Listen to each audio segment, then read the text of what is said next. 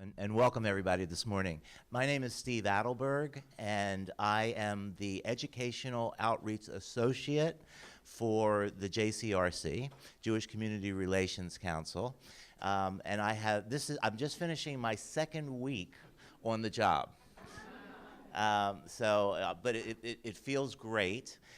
This is my first presentation in this role, and I'm very excited. But we're going to cover basically learning about Jewish resources in the community, addressing incidents, understanding guidelines, public school and government guidelines, dealing with discriminating or threatening behaviors, and that'll be Andrew's presentation. Also educating your child about those types of possibilities. Promoting a positive Jewish influence and identity in the home, and of course Avi will do that. And then while we're presenting this morning, if you have questions, please feel free to ask. And each speaker will, preface their remarks by their preference, of course. And then at the end of our presentations, we'll open up the floor for other questions as well. Okay.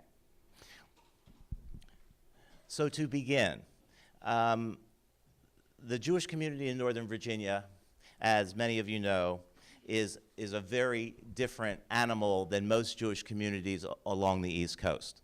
According to a 2003 study, we have 67,000 Jews spread across our region. Our schools do not close on Jewish holidays, high holidays included, but that does not diminish our religious rights and traditions, which we feel must be respected. This program, Proud to be Jewish in the Public Schools, whose name may change in the future, but for right now, has been presented over the last several years in Maryland, in Tidewater area of Virginia, and most recently in Loudoun County at Synagogue in Loudoun County.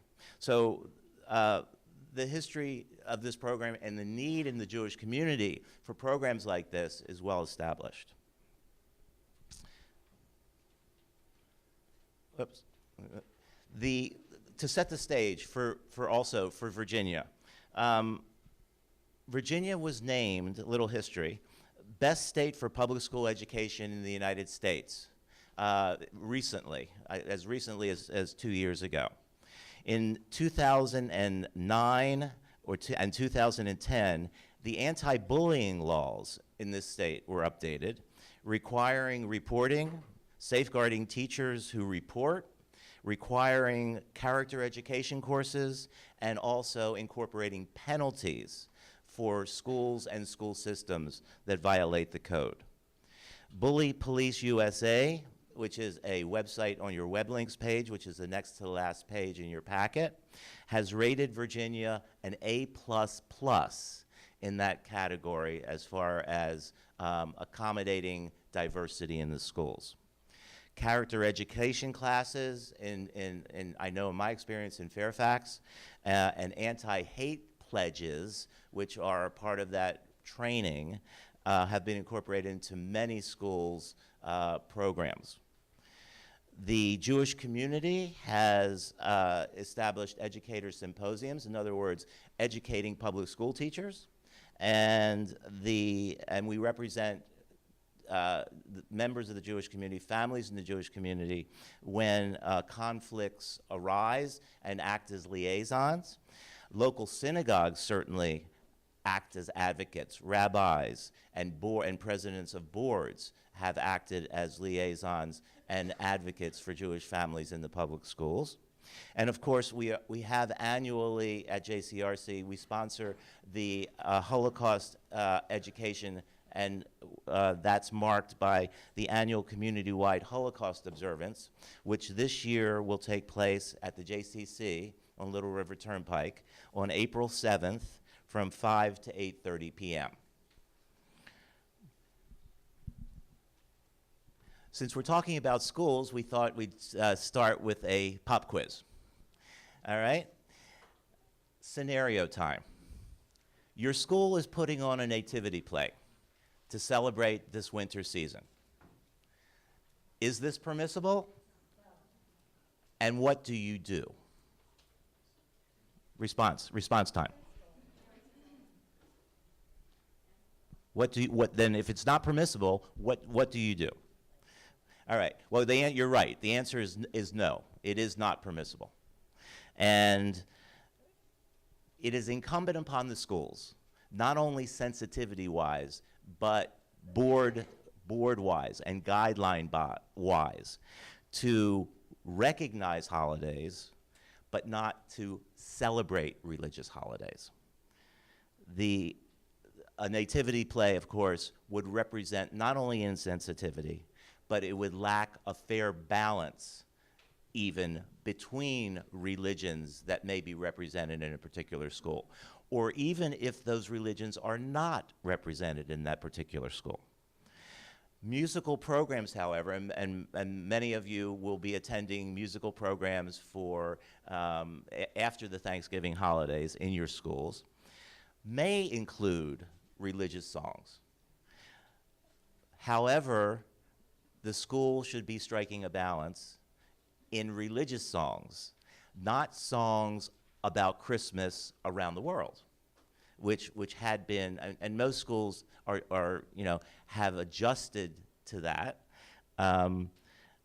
So there's a balance between other religious traditions and secular impartiality. And schools should public schools should try to achieve that balance. Just a personal experience. I started as an administrator in Fairfax County in what was then called the Area 1 area of Fairfax, Mount Vernon area at Washington Mill Elementary School. And that was in 1989. And when I came into the school, there had been a tradition in the school, and this was not unusual, where Christmas trees and ornaments and other Christmas icons were in the lobby every year. And I had seen it as a teacher when I went into schools prior to becoming an administrator. And when the PTA board heard, well, they were part of the principal choosing process, if you've been on that, in that process, but when they realized that I had been chosen principal and appointed, the Christmas tree was one of the first things to leave the building.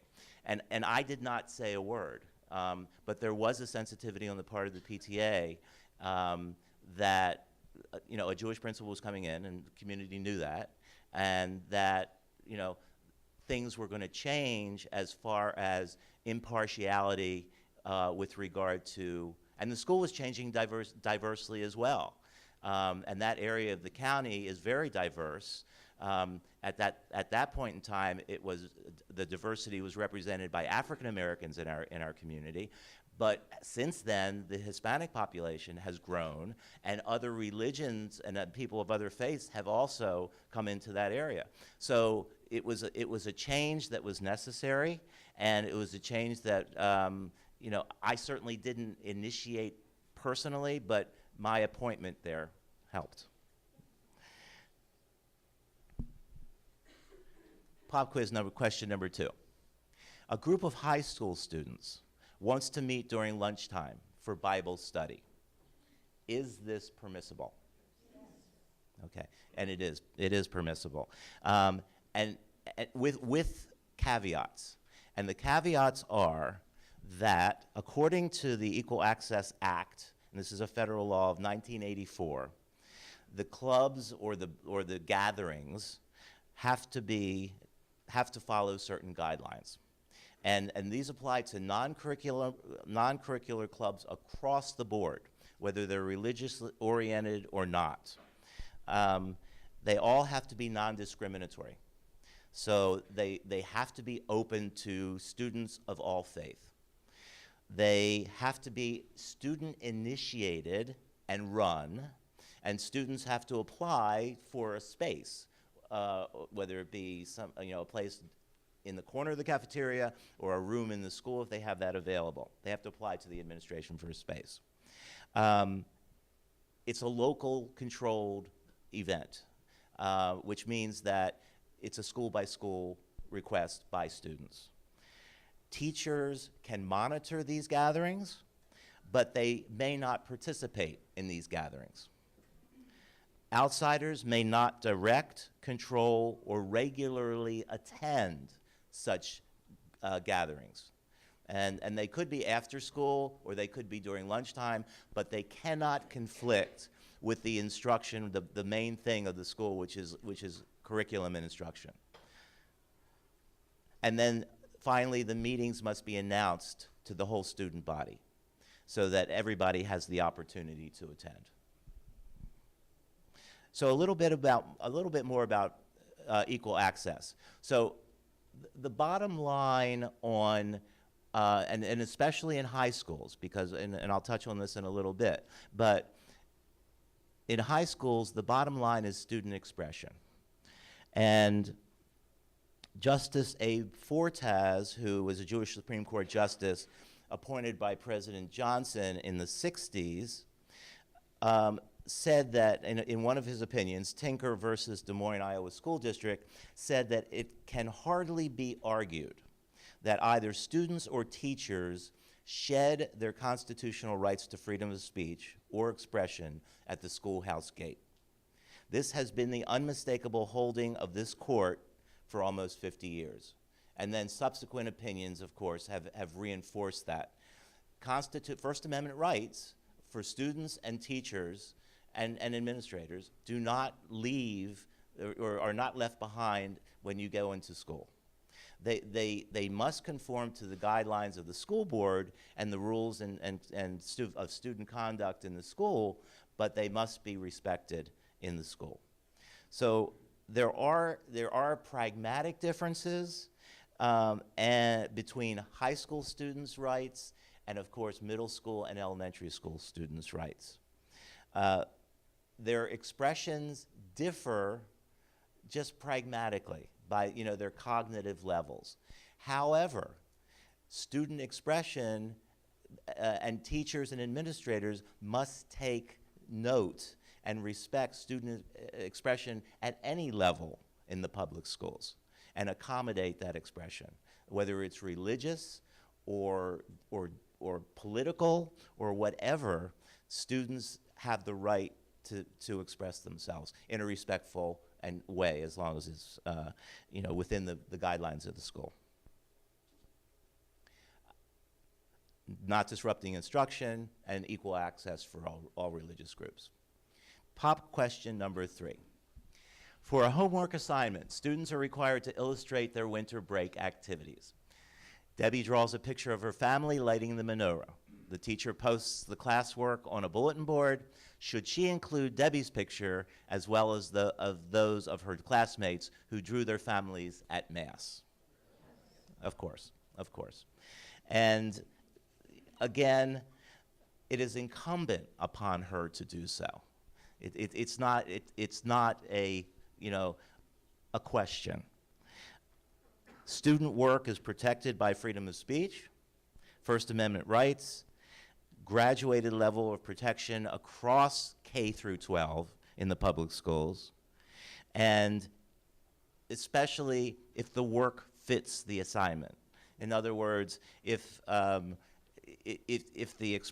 student expression was not, was completely off base as far as addressing what the assignment was, there may be some type of question or discussion ensuing.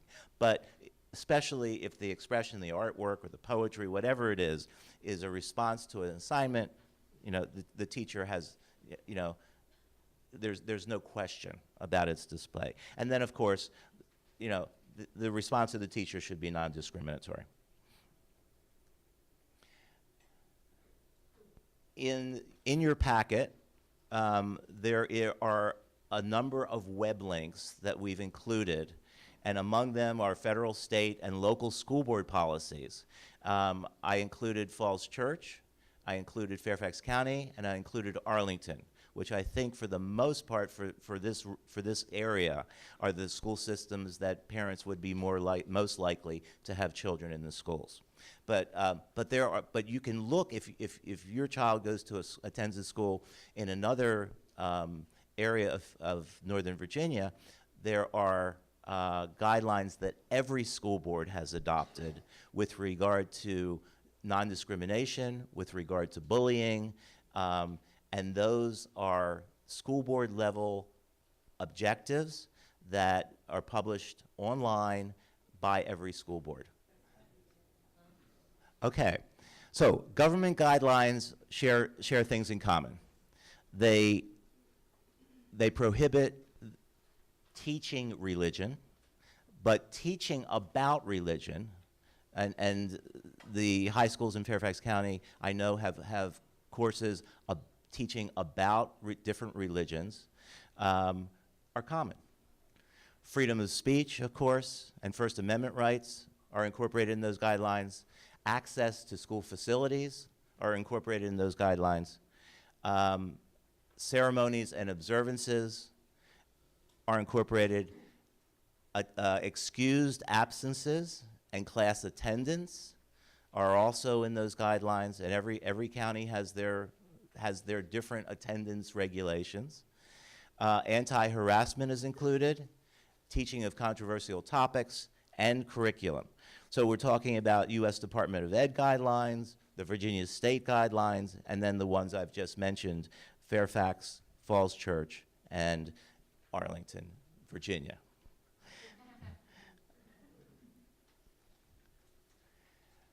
So best approaches for your child in the public school.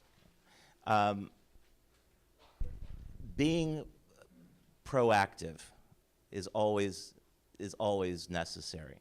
And when your child is old enough to know that there are differences between students in the school, either ethnically or religiously, creating with the child and with your whole family a plan to make your child feel safe emotionally, socially, in the school that he or she is attending is always a great idea. And I think Andrew and Avi will talk a little bit more about that. Penalties for offenders in the public schools. When incidents do occur, the result of, and the way the principal deals with it, or the way the other administrators in the school system deal with it, is not always in your control, and that's something to realize and recognize. That certainly your input is welcome and necessary, but that the final consequences and penalties for incidents are not necessarily always in your control, and maybe not visible to you because of the confidentiality of such actions. One of the keynotes when interacting with the public school system is collaborate, don't aggravate. And to try to, ask questions, but not in an intimidating or accusatory way. And that the kind of cooperation that you want from the school system when things do occur can much better come from a little bit of honey rather than a little bit of salt. Cultivate positive outcomes, example, taking advantage of teachable moments. A lot of, and the example of the Christmas tree at my first school, we had this, that was followed by discussions about honoring diversity and religious diversity. And those kinds of moments in a school community or in a school system are valuable.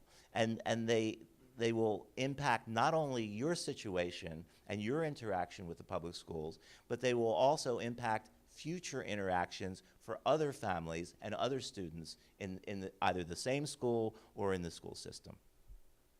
It's very important to build solid relationships, especially since most of your children, for the most part, will be in those schools for 6 or at most 6 years in elementary school, and then followed in middle school and high school by a good number of years.